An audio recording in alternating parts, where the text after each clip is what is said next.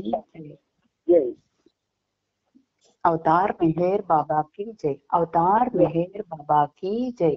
Beloved God, help us all to love you more and more and more and more and still yet more till we become worthy of union with you, and help us all to hold fast to Baba's Daman till the very end. Avatar Meher Baba ki jai.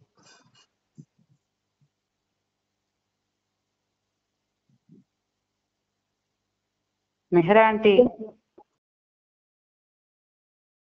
గ్రహించవలసిన తీరులో గ్రహించి సదవగాహన చేసుకుని వాటిని మా జీవనములలో ఆపాదించుకుని నిజాయితీ నిర్మల ప్రేమతోడను వాటిని ఆచరించులాగిన మా అందరినీ ఆశీర్వదించు.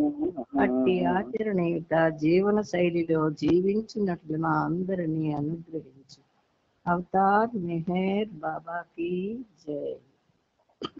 అందరికీ ప్రేమపూర్వక జై బాబాలు. ఈ రోజు కూడా మెహర్ ప్రభు ఆయనతో రాజ్యమును చేసుకోవడానికి అనుమతి ఇచ్చారు. ఆ పరమ పావనునికి, ఆ పురుషోత్తమునికి, ఆ జగన్నాథునికి మనందరి తరపున శత సహస్ర కోటి పాదాభివందనాలు సమర్పిస్తూ సకల మానవుల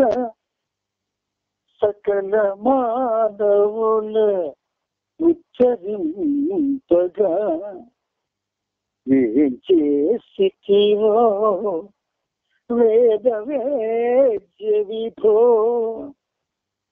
సకల మానవుల ఉచ్చరింపగా ఏం చేసివో వేద వేద్య విభో.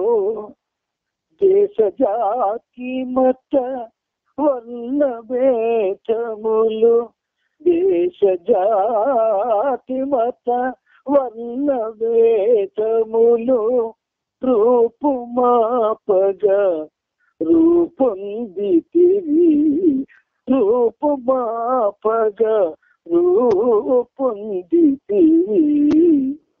బాబా జై, బాబా జై, బాబా జై, బాబా జై, బాబా జై. మెహర్ జై, బాబా జై, మెహర్ జై, మెహర్ జై, మెహర్ జై. అవతార్ మెహర్ బాబా కి జై. ఈరోజు కూడా మనకి బాబాతో సాధ్యమైన సౌభాగ్యం వరంగా ప్రసాదించారు ఆయన. ఇందులో భాగంగా మనం ప్రభు చరిత్రం 9వ భాగం అతి ముఖ్యమైనటువంటి పేజది. అదొక ఎటువంటి అవతార్ మెహర్ బాబా యొక్క అవతార తత్వము, అవతార ఉద్దేశము, అవతార రహస్యము, అవతార మహిమ, అవతారంలో ఉన్న లీల, ఈ 5 అంశాలు కలిస్తే నవజీవనం. అటువంటి మహోన్నతమైన నవజీవనాన్ని మనం నిన్నటి వరకు 3737వ పేజీ వరకు చదువుకొని మనం ఆపుకున్నాం. ఆ ఆపుకున్న 2 వాక్యాల పేర చదివి ముందుకి మనం వెళ్ళి ఆయనతో సాధ్యమనం చేద్దాం. వారిలో మరొక సహచరుడు, మేము మీ ఆజ్ఞలను 100% ఆచరించినట్లయితే ఎవరిని దూరంగా పంపించేసే ప్రసక్తే ఉండదు కదా అన్నాడు. ఇదేమిటి? ప్రేమించేవాడి నిబంధన, కండిషనా, లేకపోతే ప్రేమించబడేవాడి లీల? సరే, ఏదో చూద్దాం ముందుకెళ్ళి. ప్రియ నేస్తమా, నా ఆజ్ఞలను నీవు ఏ విధంగా అమలు పరచాలని నేను ఆశిస్తున్నాను, ఆ విధంగా నీవు వాటిని 100% ఆచరించినట్లయితే అప్పుడు నీవే నాకు గురువు అవుతావు. Master, brain master. ఆ మాస్టర్ యొక్క ప్రేమ ఎంత ఉన్నతమో చూడండి. ప్రియ నేస్తమా, చెలికాడా, ప్రియమైన చెలికాడా, నా ఆజ్ఞలను నీవు ఏ విధంగా అమలు పరచాలని నేను ఆశిస్తున్నానో ఆ విధంగా నీవు వాటిని 100% ఆచరించినట్లయితే అప్పుడు నీవే నాకు గురువు అవుతావు. ఈ వాక్యాన్ని వేరేగా ఒక పేపర్ మీద రాసుకొని ఇంట్లో బాబా ఫోటో కింద అంటించుకోండి. బాబా యొక్క living avatar of the age, సజీవుడైనటువంటి అవతార పురుషుని యొక్క ఈ వాక్యం మనందరికీ శిరోధార్యం, మించి అదృష్టం. ఆయన ఏ ఆజ్ఞలను అయితే జారీ చేస్తున్నారు, ఇంతవరకు జారీ చేసి ఉన్నారు, అది ఏ విధంగా అమలు పరచాలని నేను ఆశిస్తున్నాను. మనకేం తెలుసును? ఆయన ఏమిటి ఆశిస్తున్నాడు? ఆయన అప్పుడు ఇప్పుడు ఎప్పుడు ఒక్కటే ఆశిస్తున్నాడు, ప్రేమ, స్వచ్ఛమైన ప్రేమ. ఆ స్వచ్ఛమైనటువంటి ఆ ప్రేమతో 100% ఆచరించినట్లయితే చాలా కష్టం, చాలా చాలా చాలా కష్టం. కానీ ఎంత చాలా చాలా చాలా కష్టం, అంత సులభం అంకితం అయిపోయిన వాళ్ళకి. ఒక ఉదాహరణ చెప్తాను మీకు. ఇప్పుడు అంటే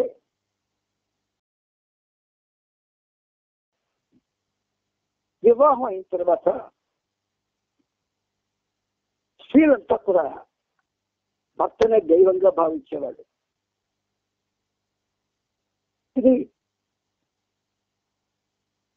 త్రేతాయుగం నుంచి కూడా జరుగుతున్న విషయం. భర్తను దేవునిగా భావిస్తారు. పతి దేవుడు అని దానికి పేరు పెట్టారు. వాళ్ళు కించిత్ కూడా ఆ రోజుల్లో, ఆ యుగాల్లో భర్త మాటకి ఎదురు చెప్పేవారు కారు, జవదాపేవారు కారు. శిరస్సు వంచి ఆయన చెప్పిన దానికంటే ఎక్కువగా జీవించేవారు, వాళ్ళకు సంతోషపరిచే విధంగా. అందుచేత వాళ్ళు పతివ్రతలు అనిపించుకున్నారు. ఈ రోజుల్లో అటువంటి వాళ్ళు ఎందరు ఉన్నారో బాబాకే తెలియాల. కానీ ఉంటారు, ఖచ్చితంగా ఉంటారు. వాళ్ళే కానీ లేకపోతే ఏనాడు ఈ భూమి నాశనం అయిపోను. భూదేవితో పాటు అటువంటి మహా ఇల్లాళ్ళు ఈ పృథివికి వాళ్ళ యొక్క పతి ఆరాధనతో మేలు చేస్తూ ఉన్నారు. ఇక్కడ మనకి సర్వము మెహర్ బాబాయే. ఆయనే తల్లి, ఆయనే తండ్రి, ఆయనే సోదరుడు, ఆయనే సోదరి, ఆయనే బంధువు, ఆయనే గురువు, ఆయనే సర్వమై ఉన్నారు మనకి. ఈ భావన తెచ్చుకుందామంటే రాదు, ప్రయత్నిద్దామంటే రాదు. మరి అలా వస్తుంది. అప్పుడే పుట్టినటువంటి బిడ్డ ఇలాగ చలనం రాగానే అని ఏడుస్తాడు. ఎవడు నేర్పడిది? ఎవడు నేర్పిన అరుపది.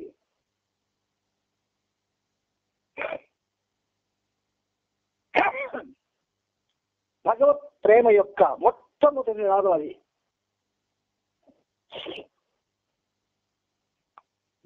అటువంటి నాదంతో పసిబిడ్డలు జన్మిస్తారు, జన్మ తీసుకుంటారు. వాళ్ళు 5 ఏళ్ళు వచ్చే వరకు కూడా తల్లిని ఒక్క క్షణం కూడా విడిచిపెట్టరు. 10 ఏళ్ల వరకు కూడా విడిచిపెట్టిన వాళ్ళు ఉన్నారు. కానీ 7 ఏళ్ళు దాటిన తర్వాత వాళ్ళల్లో ఏ చైతన్యం అయితే పొదగా పడిందో ఆ చైతన్యం కొంచెం దాంట్లో చలనం వస్తుంది. అప్పుడు వాడు కొంచెం మంచి చెడు తెలుసుకుంటాడు. ఆ తెలుసుకోవడం ఎలా తెలుసుకుంటాడు? వాడి తత్వాన్ని బట్టి తెలుసుకుంటాడు. వాడిలో ఏ క్యారెక్టర్ అయితే పొదగబడిందో దాన్ని బట్టి తెలుసుకుంటాడు.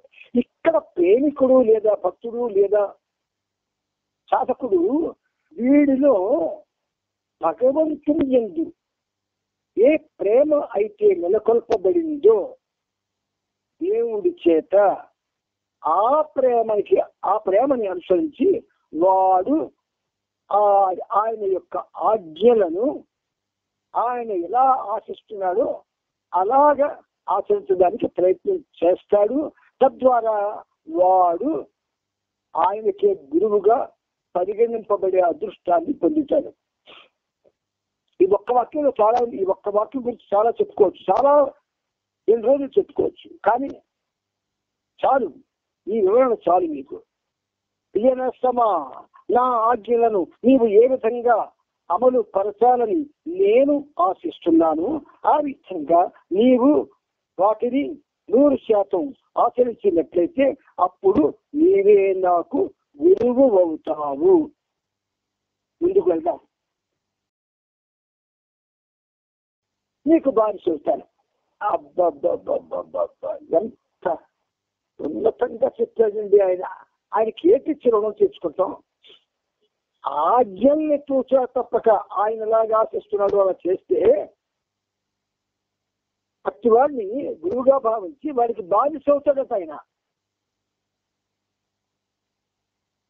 ఈ పేర ఈ 3737 పేజీలో ఉంది.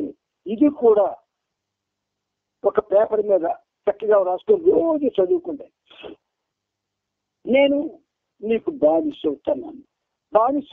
ఓ నేస్తమా, నువ్వు నా గురువు అవడమే కాదు, నేను నీకు బానిస అయిపోతాను. బానిస అవుతానన్న పెద్ద మాట వాడాయన. నీకు వచ్చిన ఉదాహరణ బాబా చెప్పిస్తాడు. మనకి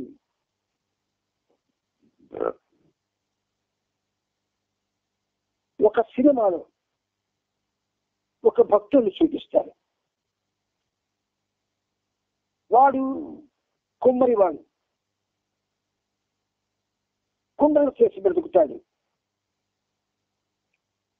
కుండలు చేసుకొని. కానీ ఈ కుండలు చేయడం నిత్య ప్రవృత్తి కాదు, కొత్త కోటి కోసం చేస్తున్నది ఒక వ్యాపకం. కానీ ఆయన అసలైనటువంటి వ్యాపకం ఏంటంటే నిరంతరం విప్పడితో గడపడం.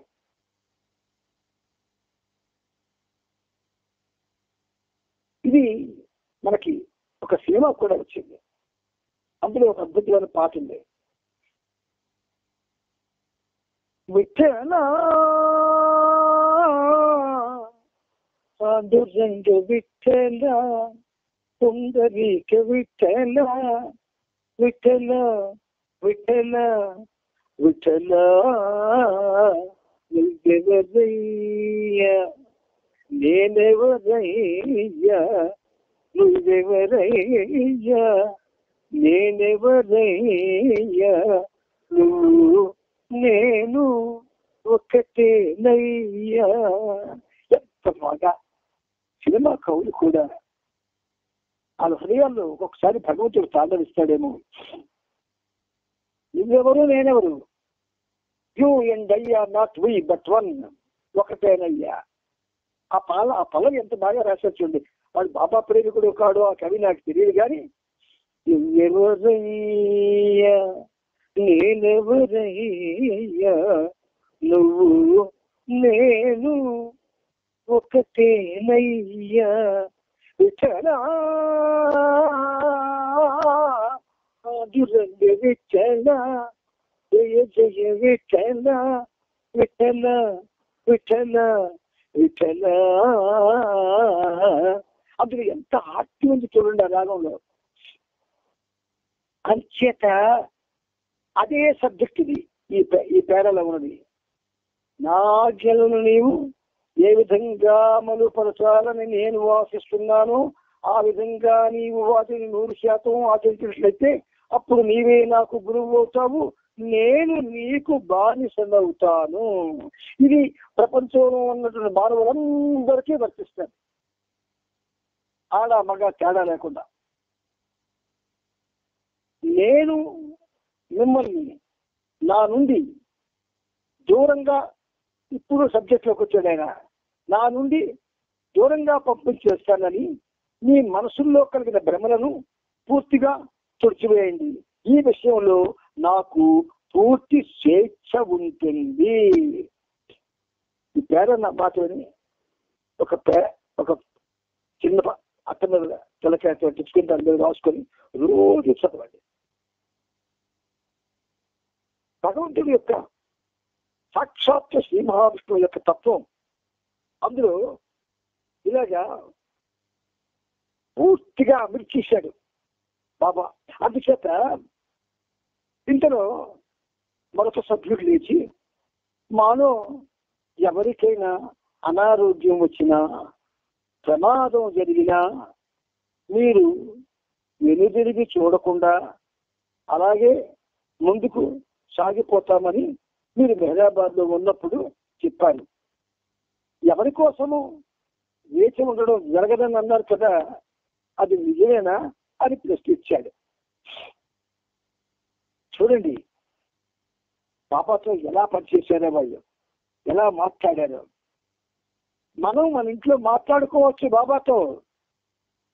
మిత్రులారా, మనం మన ఇంట్లో బాబాతో మాట్లాడుకోవచ్చు, అలవాటు చేసుకోండి.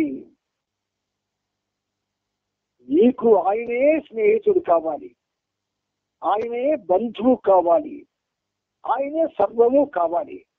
ఆ స్నేహితుడు బంధువు దేవుడు అయినటువంటి ఆయనతో నిరంతరం నువ్వు మాట్లాడచ్చు. మనుషులతో మాట్లాడితే మనకి ఏటి వస్తుంది? పాండురంగ మహోత్సవ సినిమాలో ఆ పాండురంగడు అన్నవాడు దేశాలు ఉండి ఆ ఆనందంలో మునిగిపోతాడు. తండ్రి విలువ గాని, తల్లి విలువ గాని, భార్య విలువ గాని, భగవంతుని విలువ గాని తెలుసుకోలేక అంధుడైపోతాడు. కాళ్ళు చేతులు పోతాయి. చేతులు ఉంటాయండి పాపం, బాబా బ్రాహ్మణుడు కదా, తాక్కోవడానికి చేతులు ఇచ్చాడు, కాలు తీసేది.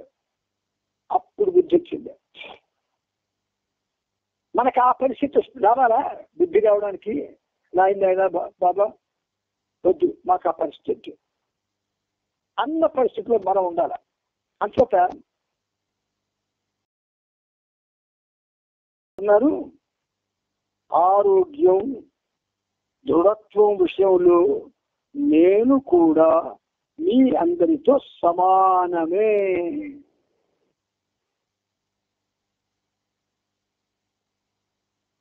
నీకు నాకు భేదం లేదు అన్న రస్తాల బాబా మాట్లాడుతున్నారు. ఆరోగ్యం దృఢత్వం విషయంలో నేను కూడా మీ అందరితో సమానమే.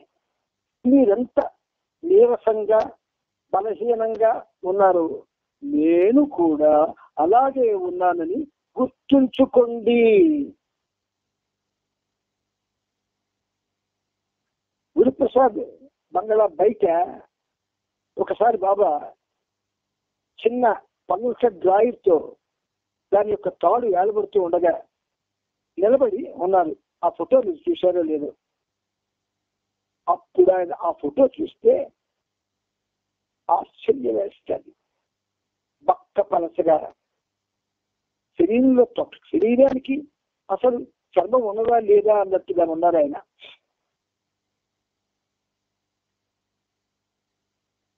అంటే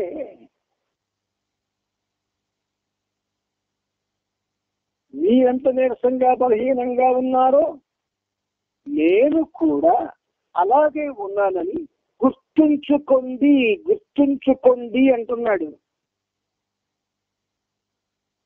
ఎవరికి తెలుసు ముందు ముందు నేనే అనారోగ్యానికి గురి కావచ్చునేమో, అప్పుడు మీరంతా నాకు సపర్యలు చెయ్యవలసి కావచ్చునేమో.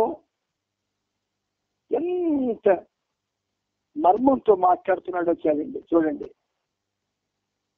ఒకవేళ ఎవరైనా అనారోగ్యం పాలైనా, ప్రమాదానికి గురైనా అతను తిరిగి ఆరోగ్యవంతుడై మామూలు స్థితికి వచ్చేంత వరకు ఎలాగూ మనం అతనికి సహాయం చేస్తాం. అతన్ని మనం ప్రకృతి దయాదాక్షిణ్యాలపైన కానీ అతని అదృష్టానికి కానీ వదిలివేయం.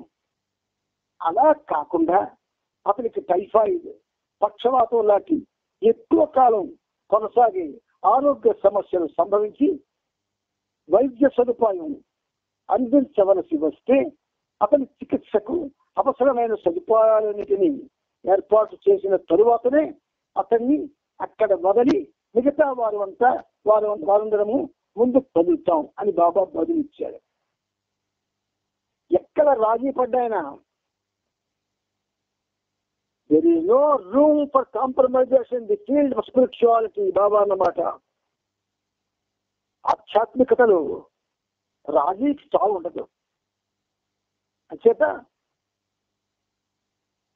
మరొక సహచరుడు లేచి అసలు నవజీవనం అంటే ఏమిటో, చివరికది ఎలా వాస్తవ రూపం దాచుతుందో మాకు స్పష్టమైన భావన కలిగేలా వివరించండి అని అడిగాడు.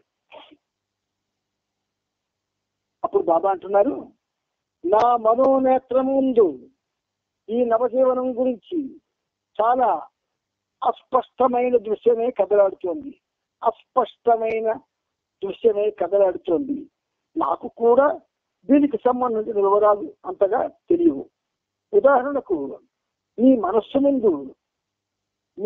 ముందు మీరు కలుసుకోబోయే అందమైన స్త్రీ ఆకారం ఉందనుకోండి. మీ మనసు ముందు మీరు కలుసుకోబోయే అందమైన స్త్రీ ఆకారం ఉందనుకోండి. ఆమెను కలవాలని మీరెంత ఆతృతతో ఉన్నారనుకోండి. ఆ కలయికే నిజమైనప్పుడు కలిగేటటువంటి ఆ అనుభవమే నేను పొందే మొదటి అనుభవం అవుతుంది కదా. అలాంటప్పుడు ఒక ఘటనకు సంబంధించి ముందుగా అది ఎలా జరగనున్నదో, దాని వివరాలు ఎలా ఉంటాయో, వాటిని గురించిన సమాచారం విధంగా ఇలా ఉంటాయని నిర్ణయించి చెప్పలేను. ప్రస్తుతం మీకు నాకు సంబంధించి నా మనోఫలకంపై నేను చూస్తున్న నవజీవన దృశ్యం ఇదే అని వివరించాడు బాబా. ఒకవేళ ఆ నవజీవనంలో అసలు అదే నవజీవనం మళ్ళీ బాబా వచ్చి ఎంతమంది నాతో ఫాలో అవుతారంటే ఒక్క ఆంధ్రుడు వెళ్ళడు. గ్యారంటీ చెప్తున్నాను నేను. ఆంధ్రుడు కూడా వెళ్ళడు. మరి ఎవరండి వెళ్తారు? హమీర్పూర్ వాళ్ళు వెళ్తారు. వాళ్ళు హమీర్పూర్ ఇస్ మై హార్ట్ అన్నాడు ఆయన. అందుచేత మీకు ఎందుకంటే ఆయన ఇంత గాఢంగా చెప్పిస్తున్నాడంటే అయిపోయింది. అందరం 50 ఏళ్ళు 60 ఏళ్ళు 70 ఏళ్ళు మింగేశాం, ఇంకా రెడీగా ఉన్నాం.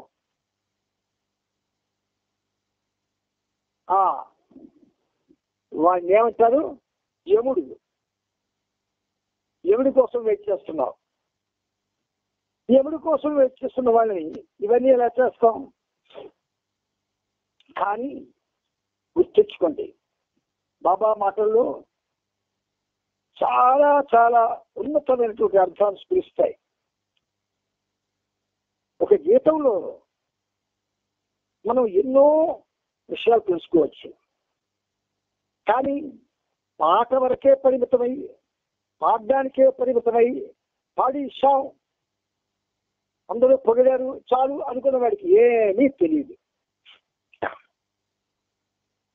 నవజీవనం అంటే నవ అంటే నూతన అని అర్థం, కొత్త అని అర్థం. అదేమిటో ఎవరికి తెలుస్తుంది? ఆయన తప్ప. అందుచేత ఇలాంటి నవజీవనాన్ని ఇంతకు ముందు గత చరిత్రలో ఎవరైనా చేశారా? వెనక్కెళ్దాం. పూర్ణావతారాలు శ్రీరామచంద్రుడు నవజీవనం చేశాడా?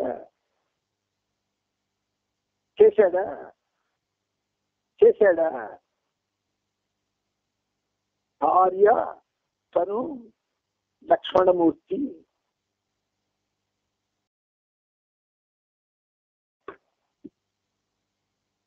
they were preordained in Ramayana.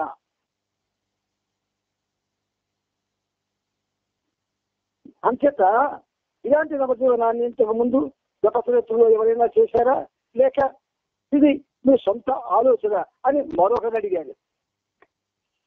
నాకు తెలియదు కనుక ఇంతకంటే ఎక్కువ ఇంకేమీ చెప్పలేను. ఏది ఏమైనప్పటికీ ఇది ఇంతే. నవజీవనం అంటే ఇది ఇంతే. మీరంతా నాతోనే ప్రయాణిస్తూ కడవరకు నాతోనే కలిసి ఉండాలని కోరుతున్నాను. నాతోనే ప్రయాణిస్తూ కడవరకు నాతోనే కలిసి ఉండాలని కోరుతున్నాను. ఒక గీతం ఉంది, బాబా రాసింది చాలా కాలం కిందట. ఆ గరివిడి భారతి వాళ్ళ అక్క చెల్లెలు కృష్ణవేణి, ఆవిడ పేరు కృష్ణవేణి. ఆ పాట బాబా ఈ పనిముఖు చేత రాయించిన దగ్గర నుంచి చచ్చిపోయేందుకు అలా పాడింది ఆవిడ. ఈ జీవితం ఇలా సాగని, ఈ జీవితం ఇలా సాగని, నీ స్మరణతో కడతేరిపోని, నీ స్మరణతో కడతేరిపోని, ఈ జీవితం ఇలా సాగని.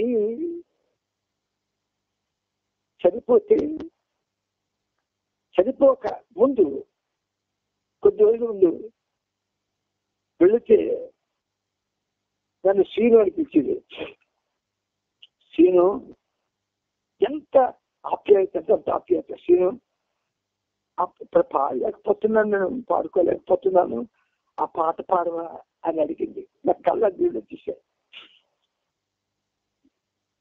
ఎంత ప్రేమ మనకు నింపాడు అనుకున్నారు ఆయన. అంత ప్రేమను మనం పంచుకోవడం లేదు.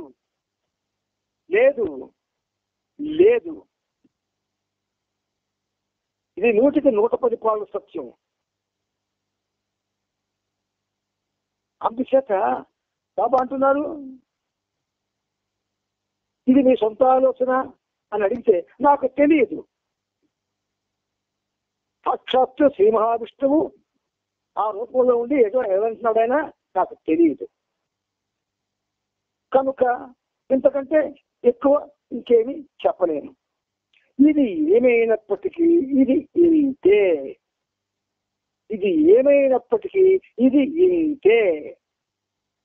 మనం బాబాతో జీవించకపోయినా, మనం తలుచుకోకపోయినా, ఆయన నామస్మరణ చేసినా చేయకపోయినా ఆయన చెప్పినట్లు నడుచుకోకపోయినా, నా ఆజ్ఞలు సంసారించకపోయినా, మనకి ఏ జన్మ ఇవ్వబడిందో ఆ జన్మలో ఎలా మనం గడపవలసిందో, ఎలా సరిపోవలసిందో అది ప్రీ ఆర్డైన్డ్, ప్రీ డిజైన్డ్, అది అలాగే జరుగుతుంది. మనం ఇది ఇంతే, అది అంతే.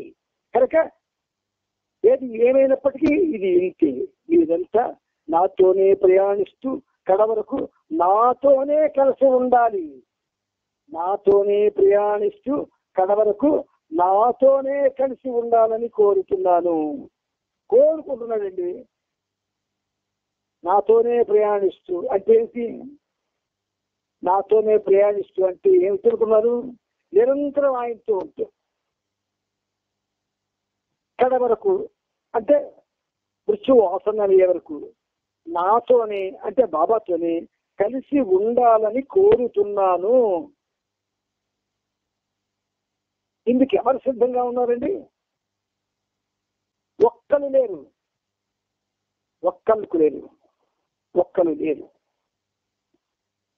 ఒకవేళ మీరెవ్వరు నాతో రాకపోయినా నేనొక్కడినే వెళ్తాను.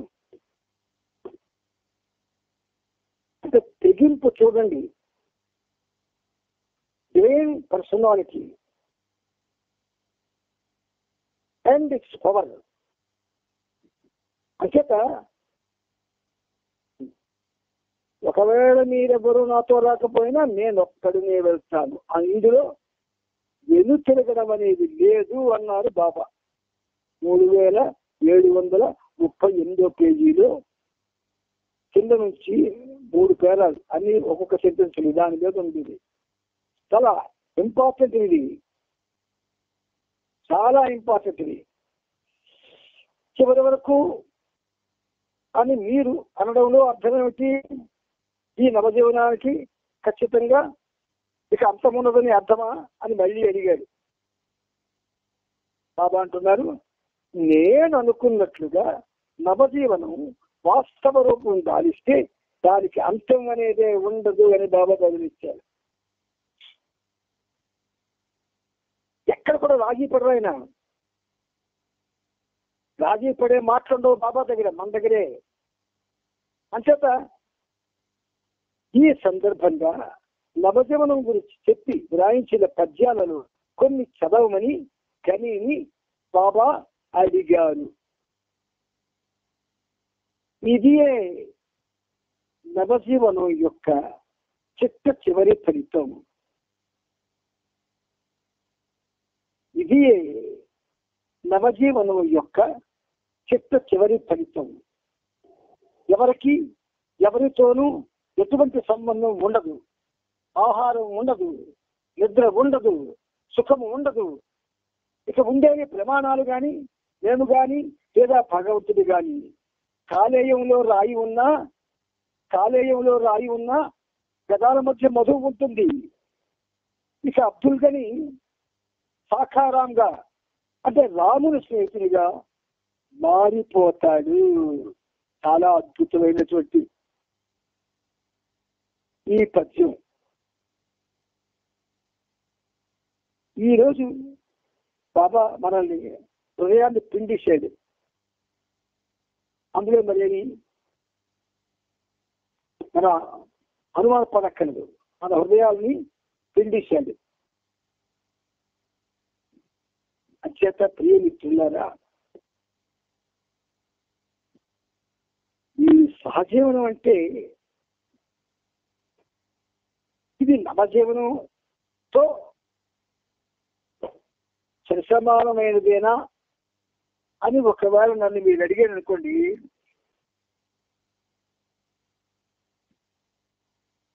బాబాతో నిరంతరం ఉండేవాడికి వారికి నవజీవనంతో సమానమే. బాబాతో నిరంతరం ఉండని వాళ్ళకి ఇది ఏమీ కాదు. సహజీవనం కానీ నవజీవనం కానీ ఏమీ కావు. సరే, చిన్న గ్యాప్.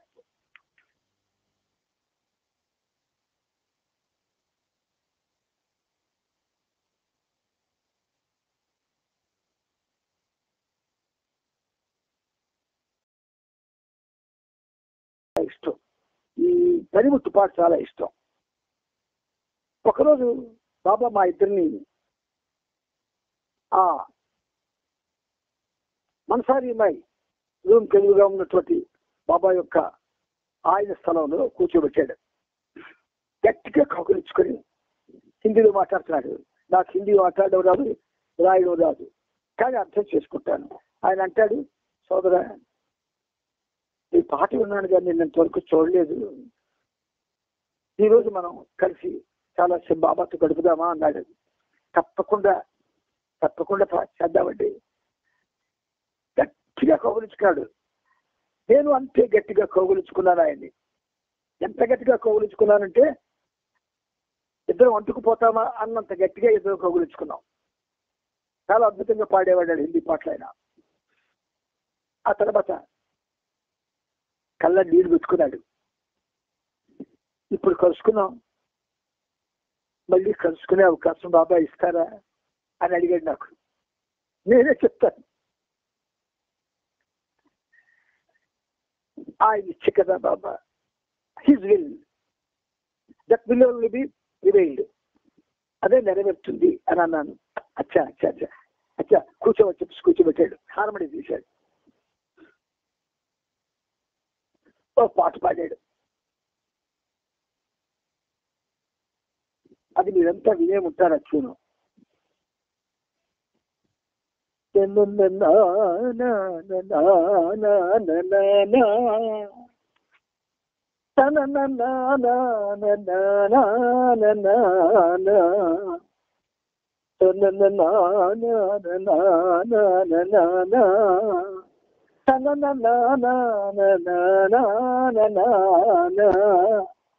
అది పల్లవి హిందీలో పాడి ఆపి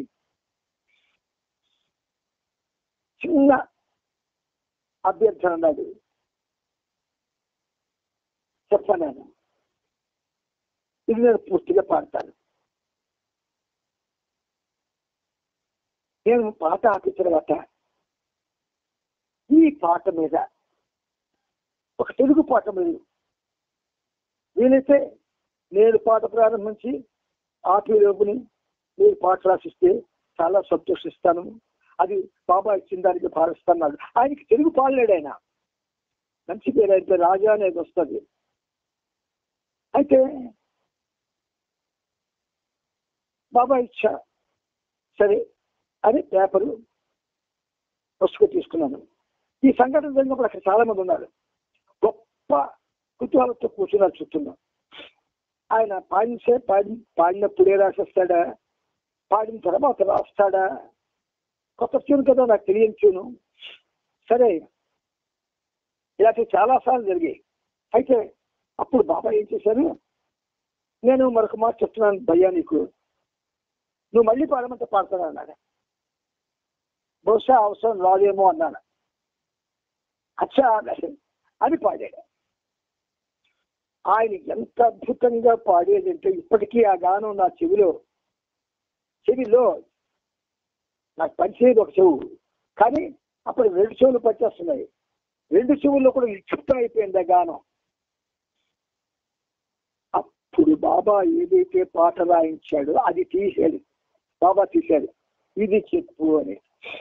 సరే పల్లవి మనం అంటే పాట నేను పాడేస్తాను, రికార్డు చేసుకోండి. ఆ తర్వాత మనం అర్థంలో కలుద్దాం. అవసరమైతే రేపు కూడా కంటిన్యూ చేసుకుందాం.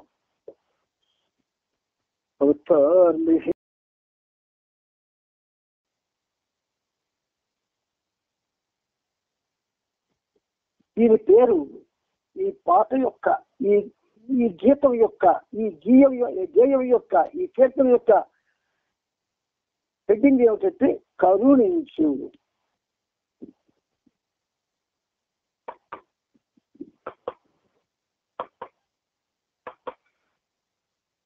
నీవు నా తోడుకున్నంత వరకు రాదెప్పుడు ఏ లోటు నాకు. అహము నా వెంట కారాడుతున్నా, తాకనే లేదు విసుమంత నన్ను. నీవు నా తోడు ఉన్నంత వరకు రాదెప్పుడు ఏ లోటు నాకు. అహము నా వెంట తారాడుతున్నా తాకనే లేదు ఇసుమంత నన్ను. లేరెవ్వరిలోన బాబా నన్ను ప్రేమించు నిజమైన వారు. రారు నా వెంట సిరులెన్ని ఉన్నా, రావు నా వెంట సిరులెన్ని ఉన్నా, రారు నా వెంట నాకున్నవారు. మెహరు అన్నాక మెహరు అన్నాక మెహరు అన్నాక నా ఊహలని నాకు తెలిసింది బాబా. మెహరు అన్నాక నా ఊహలని నాకు తెలిసింది బాబా. నీవు నా తోడు ఉన్నంత వరకు రాదెప్పుడు ఏ లోటు నాకు. ప్రేమంటూ తప్పిస్తూ ఉన్నా తృప్తి రాదాయే తలడెల్లుతున్నా. మెహరంటూ నిన్ను వేడుచున్నా ఆటలాడేవు అల్లాడుతున్నా. అలసిపోయాను ఆశీర్వదించు. అణగిపోయాయి నాశలన్నీ, అలసిపోయాయి ఆశీర్వదించు. అణగిపోయాయి నాశలన్నీ. నీవు నా తోడు ఉన్నంత వరకు రాదెప్పుడు ఏ లోటు నాకు.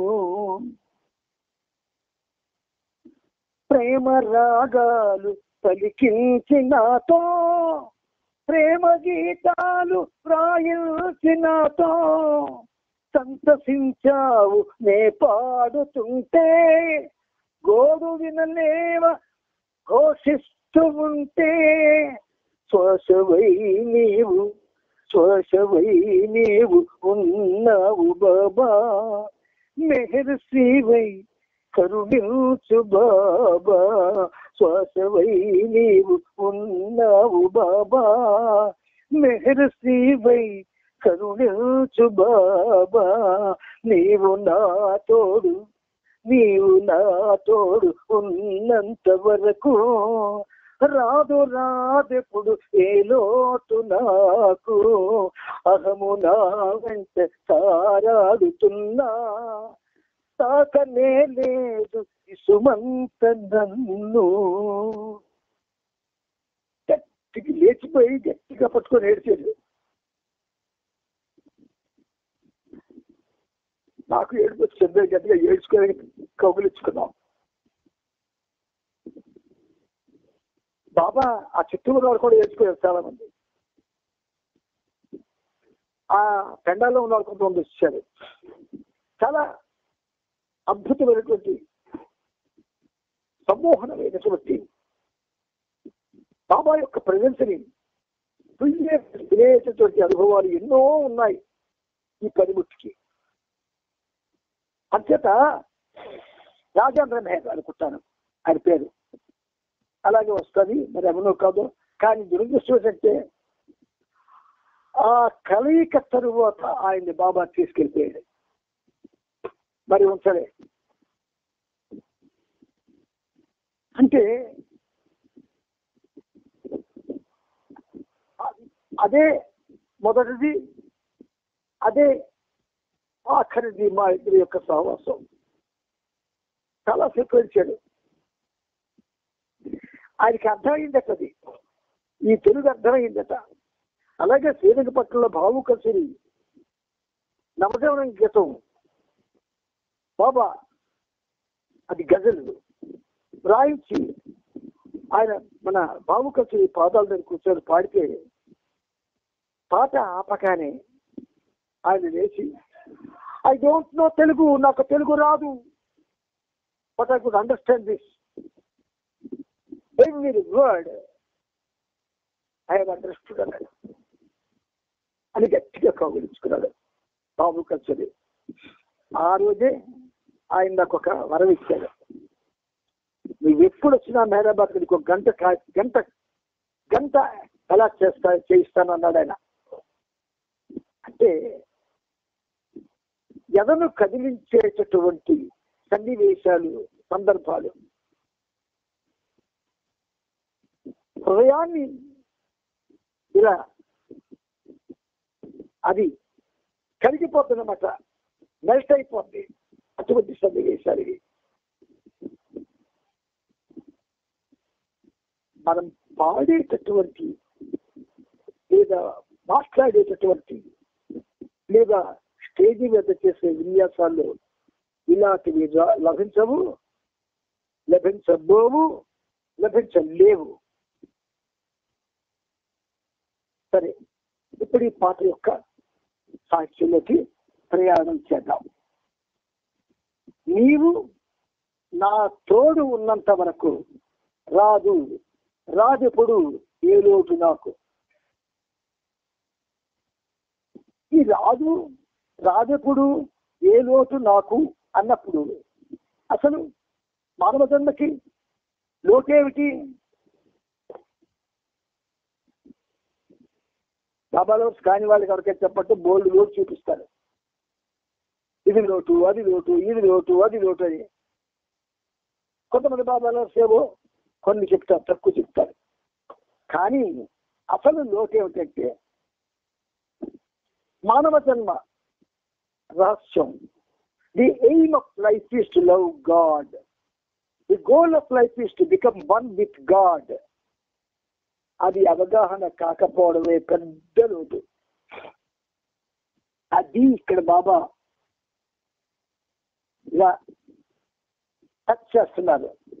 నీవు నా తోడు ఉన్నంత వరకు రాదెప్పుడు ఏ లోటు నాకు. ఆ భావనకి you are with me, you are everything అంటారు బాబా. నాతో నువ్వు ఉంటే నువ్వు సర్వము అవుతావు. నేను లేని నీవు, you are without me nothing, శూన్యమే. నీవు నా తోడు ఉన్నంత వరకు రాదెప్పుడు ఏ లోటు నాకు. అహము నా వెంట తారాడుతుందా. అహంకారం అట, అది ఆ అహంకారం మనల్ని వెంటాడుతూ ఉంటుంది. గమ్మత్తుగా తారాడుతున్నా అన్న పదజాలం బాబా అక్కడ ఆజ్ఞాపించారు. ఈ తారాడడం అంటే ఏమిటంటే, ఎవరైనా డబ్బున్నవాడు రోడ్డు మీద నడుస్తూ ఉంటే వాడు డబ్బున్నవాడు అని తెలిస్తే ఖచ్చితంగా వాడి వెనక ఒక దొంగవాడు తారాడతాడు. ఒక అందమైనటువంటి స్త్రీ ఒంటరిగా వెళుతూ ఉంటే దాని వెనక ఒకడు తారాడుతూ ఉంటాడు. ఒక శవపేటిక జనాలు తీసుకెళ్తూ ఉంటే దాని వెనుక కొంతమంది తారాడుతూ ఉంటారు. ఇలా తారాడుట అన్నది ఈ ప్రపంచంలో అనేక రకాలుగా సాగుతూ ఉంటుంది. కానీ అహంకారం ప్రతి మనిషి వెనుక తారాడుతూ ఉంటుంది. అది తెలియదు ఎవరికి. అది మనలో ఉందా, మన వెనక ఉందా అంటే లోనే ఉంది, బయట ఉంది. అహము నా వెంట తారాడుతున్నా తాకనే లేదు ఇసుమంత నన్ను. ఇసుమంత కూడా అహంకారం నన్ను తాకలేదు అంటాడు ఆయన. Is not the song. Baba ఇచ్చిన అద్భుతమైన భరోసా ఇది. ఇండైరెక్ట్ గా నీవు నా తోడు ఉన్నంత వరకు రాదెప్పుడు ఏ లోటు నాకు. అహము నా వెంట తారాడుచున్నా తాకనే లేదు ఇసుమంత నన్ను. లేరు లేరెవరిలోన బాబా నన్ను ప్రేమించు నిజమైన వారు. లేరు, ఈ ప్రపంచంలో ఎవ్వరూ లేరు బాబా నన్ను ప్రేమించే నిజమైన వాళ్ళు. బంధువులు బంధుత్వం పేరుతో ప్రేమిస్తారు, కానీ అది నిజమైన ప్రేమ కాదు. కన్నవాళ్ళు కన్న మమకారంతో ప్రేమిస్తారు, కానీ అది నిజమైన ప్రేమ కాదు. స్నేహితులు స్నేహశీలతో ప్రేమిస్తారు, కానీ అది కూడా నిజమైన ప్రేమ కాదు. అంతా సందర్భానుసారంగా ప్రేమిస్తూ ఉంటారు. మరి సందర్భాలతో పని లేకుండా మనల్ని ప్రేమించేవాడు ఒక్కడే ఉన్నాడు, మన మెహర్ బాబా. నిరంతరం మనల్ని ప్రేమిస్తూ ఉంటారు, అనుక్షణం ప్రేమిస్తూ ఉంటారు, ప్రతి సెకండ్ కూడా నీ కోసం ఆలోచిస్తూ ఉంటారు. ప్రతి సెకండ్ మనం మాత్రం ఆయన కోసం ఆలోచిస్తాం.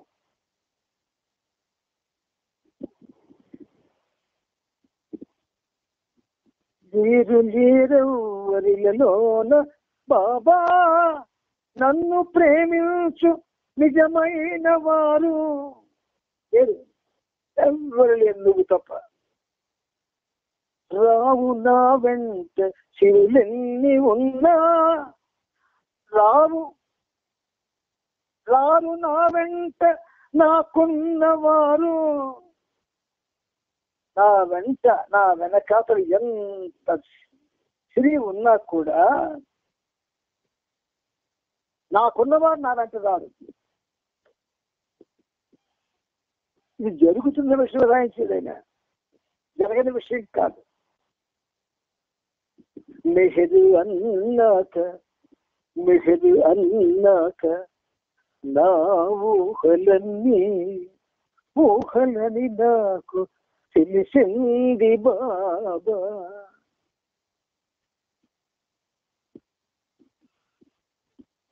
ఇరవై 24 గంటల కాలాన్ని బాబాతో గడిపిన తృప్తి తీరదు. ఎందుకంటే ఆయన సర్వోన్నతుడు.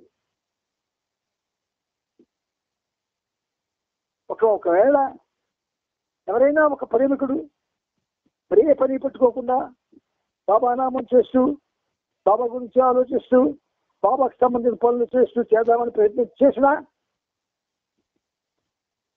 ఆయన సక్సెస్ కాలేదు. ఎందుచేత అంటే ఆయన నామం చేస్తేనే మనం ఏం చేసినా అది ఫలిస్తూ ఉంటుంది. చరిత్రలో ఒకడు ఉన్నాడు, నారాయణ నారాయణ నారాయణ నారాయణ నారాయణ అని శ్రీమన్నారాయణమూర్తి నామం చేస్తుంటాడు. మరింకొకడు ఉన్నాడు, శ్రీరామ శ్రీరామ శ్రీరామ శ్రీరామ శ్రీరామ. నిరంతరం ఆ నామం సాగుతూ ఉంటుంది. అంటే ఎందుకు ఆ క్యారెక్టర్స్ మనకి పరిచయం చేయబడ్డాయి?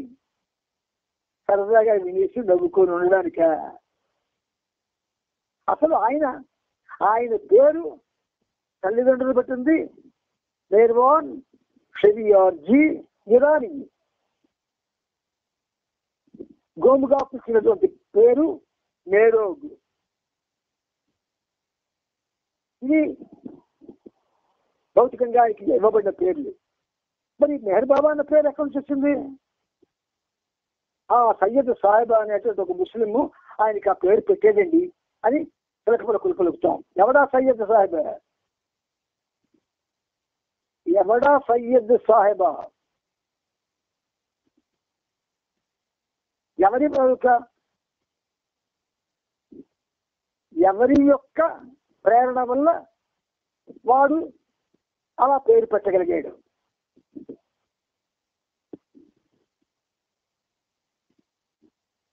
మెహర్బాన్ సయ్యార్జీ రాని మెహర్బాన్ మెహర్బాన్ మెహర్బాన్ కూడా పిలిచేవారు, మేరోగిని కూడా పిలిచేవారు. ఇదేమీ నాకు మనకు దొరకలే. మెహర్ బాబా మెహర్ బాబా మెహర్ బాబా మెహర్ బాబా. మెహర్ అంటే ప్రేమ, బాబా అంటే తండ్రి, ప్రేమ తండ్రి, ప్రీతముడైన తండ్రి, ప్రేమ తండ్రి, ప్రీతముడైన తండ్రి, ప్రేమ తండ్రి, ప్రీతముడైన తండ్రి అని మెహర్ బాబా అంటున్నాం. కానీ ఆందోళనలో కూడా పూర్తి ఇచ్చతో గాని, పూర్తి ప్రేమతో గాని, పూర్తిగా సరెండర్ అయ్యి గాని ఎవరు మనం ఇది నిజమో కాదు మీ అంతరాత్మని ప్రశ్నించండి. మెహరు అన్నాక మెహర్ మెహర్ మకార హకార రకార శబ్దాలు, బ్రహ్మ విష్ణు మహేశ్వర శబ్దాలు. సయ్యద్ సాహిబ్ అన్నవాడు ముస్లిం. బ్రహ్మ విష్ణు మహేశ్వర శబ్దాలతో అతి ఉన్నతమైనటువంటి అసలు బీజాక్షరాలు అతి ఉన్నతమైనవి మకార హకార రకారాలు. వాడికి ముస్లింకి ఏం తెలుస్తున్న బీజాక్షరాలు 72 బీజాక్షరాల్లో అతి ఉన్నతమైనవి 3 బీజాక్షరాలు. అటువంటివి తెలుసుకున్నాడు ఆయన మెహర్ బాబా అని పేరు పెట్టాడా? కాదే. ఎవరి ఇచ్చ? ఈయన ఇచ్చ. మరి అదే తనకి పేరు పెట్టబడి ఉంటే బాబా తల్లిదండ్రులు చెత్త మెహర్ బాబా అని ఖచ్చితంగా మనం ఎవరో ఆయన సన్నిధిలో ఉండకపోదు. ఈ రహస్యాలు బాబా తెలియజేసేస్తున్నాడు. అవన్నీ రహస్యాలు, డివైన్ సీక్రెట్స్. ఏదో చేసేస్తున్నాం, ఏదో పొందేస్తున్నాం, ఏదో అయిపోతున్నాం, మా వల్ల ఇంత అయిపోతుంది, నేను ఎంత చేసా. ఒకరోజు సహవాసుకెళ్ళి వస్తే ఏదో గొప్ప అయిపోతాం, ఒక 4 సహవాసులు కట్టే ఇంకా గొప్ప అయిపోతాం.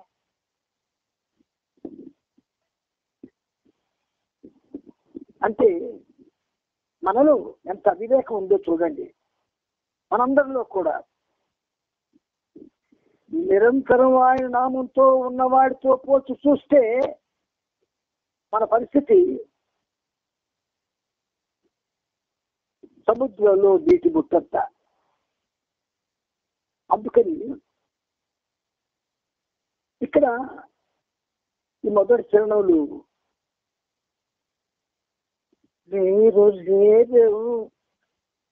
వచ్చేది శృతి పద్ధతి, శృతి కొంచెం నచ్చేది, కానీ మీకు అలా వినిపిస్తేనే బాగుంటుంది. లేరులోన బాబా నన్ను ప్రేమించు నిజమైన వారు. తల్లిదండ్రులు కూడా బిడ్డల్ని బాబా ప్రేమించేటట్టు ప్రేమించలేరు. బాబా ప్రేమలో స్వార్థం ఉండదు.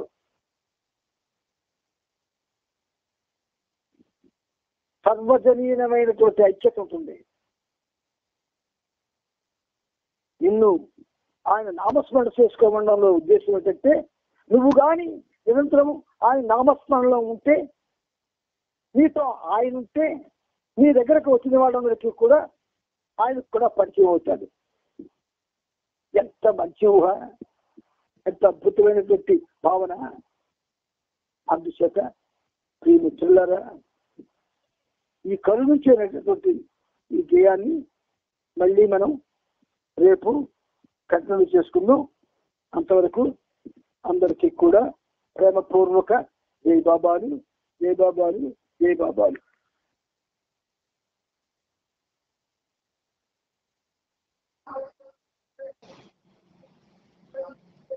ఏ బాబండి? అవతార్ అవతార్ మెహర్ బాబా.